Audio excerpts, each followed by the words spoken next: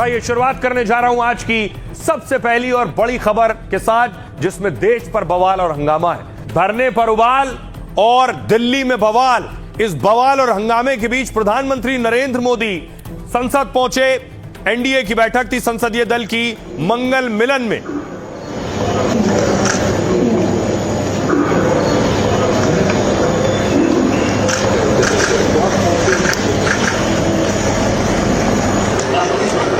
प्रधानमंत्री नरेंद्र मोदी ने जो प्रदर्शन हो रहा है, नीट को लेकर जो बवाल और हंगामा है, उस पर भी साफ कहा कि कोई भी दोषी बख्शा नहीं जाएगा।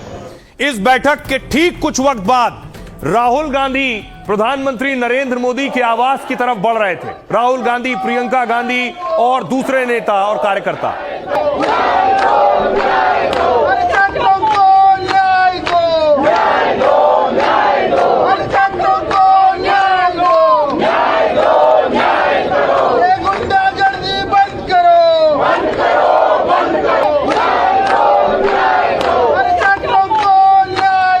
तो राहुल गांधी कैसे मल्लिकार्जुन खड़गे के आवास से देखिए सीधे पहुंच गए प्रधानमंत्री नरेंद्र मोदी के आवास, और आवास के बाहर धरने पर बैठ गए।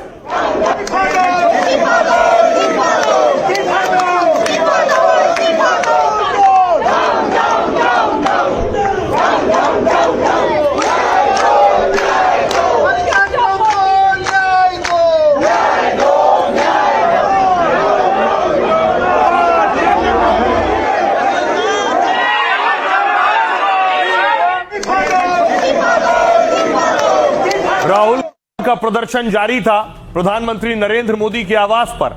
इस बीच जब प्रधानमंत्री के आवास के बाहर थे तो पीएमओ में मंत्री जितेंद्र सिंह को भेजा गया।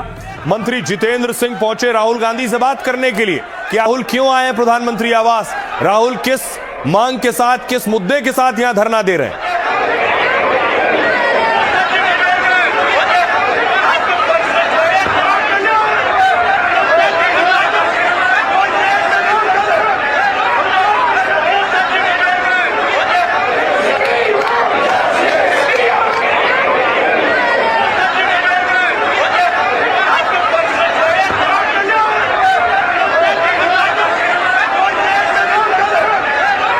जितेंद्र सिंह बहुत देर तक राहुल गांधी से बात करते रहे। राहुल गांधी ये सब बताते रहे कि उनकी क्या क्या मांग और क्या क्या डिमांड है।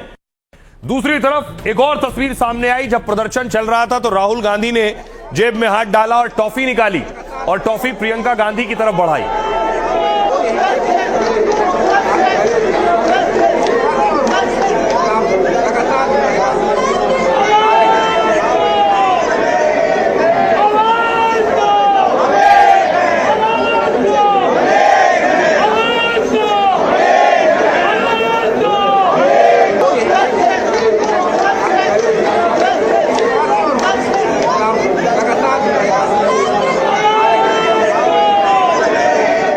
अब देखिए राहुल गांधी कहां थे, ये आप देख रहे हैं। ये है प्रधानमंत्री आवास, यानी प्रधानमंत्री नरेंद्र मोदी का घर। राहुल गांधी दोपहर 3 बजे पीएम आवास के बाहर धरने पर बैठ गए। राहुल और कांग्रेस के इस धरने की पहले से किसी को जानकारी नहीं थी।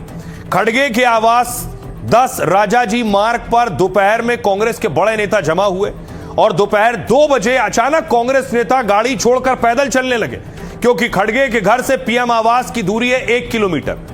पुलिस और सुरक्षा बल जब तक बैरिकेड लगाते या रोकने की कोशिश करते, राहुल, प्रियंका और कांग्रेसी दिग्गज पीएम हाउस के पास पहुंच गए थे। पुलिस कांग्रेस नेताओं से धरने वाली जगह से हटने की अपील करती रही, लेकिन राहुल खड़गे ने सांकेतिक हथकड़ी पहनकर कह दिया, हाथ बंधे हुए हैं। पंजाब के पूर्व सीएम चन्नी समेत कई नेता हिरासत में ले लिए गए, लेकिन राहुल गांधी ने धरने से हटने से साफ इनकार कर दिया। केंद्रीय मंत्री जितेंद्र सिंह धरने पर बैठे राहुल से 2 बार मिलने पहुंचे।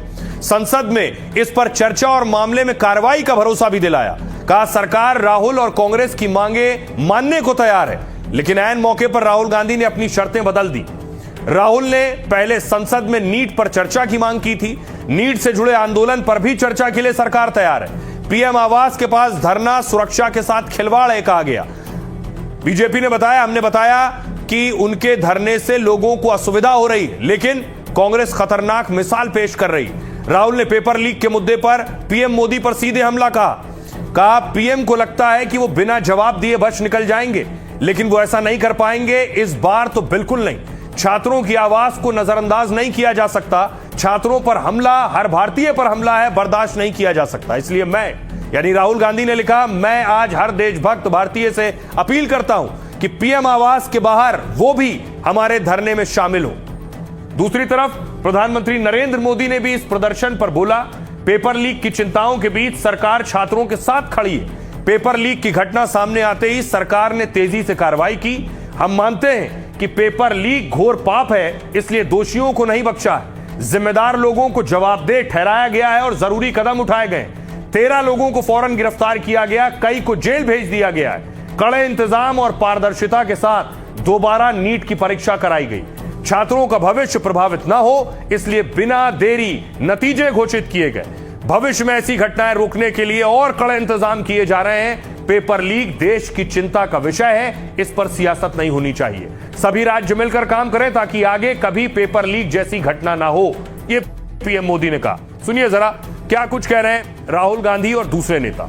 ये जो युवा हैं, ये एजुकेशन सिस्टम के बारे में, टेस्टिंग सिस्टम के बारे में प्रोटेस्ट कर रहे हैं। पूरा देश जानता है कि education system, testing system is broken. हमारी मांग तो यही रही है और हम मांग करते रहेंगे कि गृह मंत्री का एक बयान हो, उस पर विस्तार से चर्चा हो। शिक्षा प्रणाली को लेकर, परीक्षा प्रणाली को लेकर, दिल्ली पुलिस द्वारा जो छात्रों पर अत्याचार किया गया था कल, उस पर चर्चा हो और शिक्षा मंत्री का इस्तीफा ली जाए। सरकार ये कह रही है कि संसद में चर्चा के लिए तैयार है, न केवल इस विषय को लेकर बल्कि इस विषय के साथ संबंधित अन्य सभी विषयों को विस्तृत चर्चा के लिए तैयार है। तो बोले साहब नहीं, हम तो यहीं बैठेंगे, आप हमें उठा लीजिए। बोले साहब मैं तो आपसे चर्चा करने आया था बड़ी विनम्रता से, आपको उठाने का तो हमारा इरादा नहीं था। मैं तो सिर्फ आपसे ये अनुरोध करने आया था, लेकिन ऐसा लग रहा है कि आप शायद उस मूड में ही नहीं है कि आप कुछ वाया मीडिया या रास्ता निकाला जा सके। तो बोले आप जो मर्जी इसका निष्कर्ष निकालिए, मैं तो वही करूंगा जो मेरी मर्जी है। वो चाहते ही नहीं कि सरकार के साथ सहयोग करके जनहित के विषयों पर चर्चा की जाए या जनहित के विषयों को आगे बढ़ाया जाए। वो ये मन बना करके आए हैं कि कन्फ्रंटेशन हो, कन्फ्लिक्ट हो, मुझे कोई मुद्दा मिले। सरकार और पार्टी अगर युवाओं के साथ है, क्या बच्चों के कपड़े फाड़ने के लिए, क्या बच्चों को लाठी मारने के लिए, क्या युवकों को दबाने के लिए और उनको आंसू बहाने के लिए लगाए आप, और सुरक्षित रखने के लिए बोल रहे? अरे आपको दूसरों को टॉन्ट मारने के बजाय दूसरी कोई भाषा नहीं आती। युवाओं का भविष्य के साथ कोई खिलवाड़ नहीं होने के लिए और खिलवाड़ नहीं करने देने के लिए सख्ती से कदम भी उठाए, सजा भी दे दोषियों को, और फिर फुल प्रूफ सिस्टम काम जो अभी कर रहे हैं उसमें भी सब मिल करके करें। इसको प्रधानमंत्री जी ने बल दिया है। अब देखिए, राहुल गांधी प्रधानमंत्री नरेंद्र मोदी के आवास के बाहर धरने पर थे। राहुल गांधी से कहा गया वो यहां नहीं बैठ सकते क्योंकि प्रधानमंत्री नरेंद्र मोदी का आवास है, बहुत संवेदनशील जगह है। देखिए जरा, पुलिस पहुंची राहुल गांधी, अखिलेश यादव और दूसरे नेताओं को हटाने के लिए।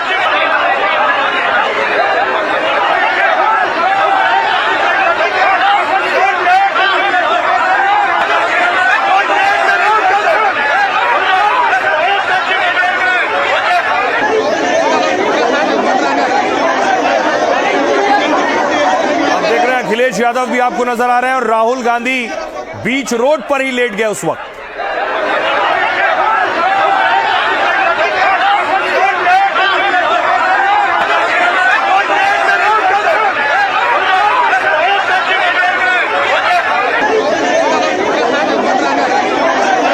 तस्वीर आई है जो आप देख रहे हैं, अखिलेश यादव राहुल को देख रहे थे, वो ये तस्वीर है। राहुल गांधी उसी जगह पर लेट गए।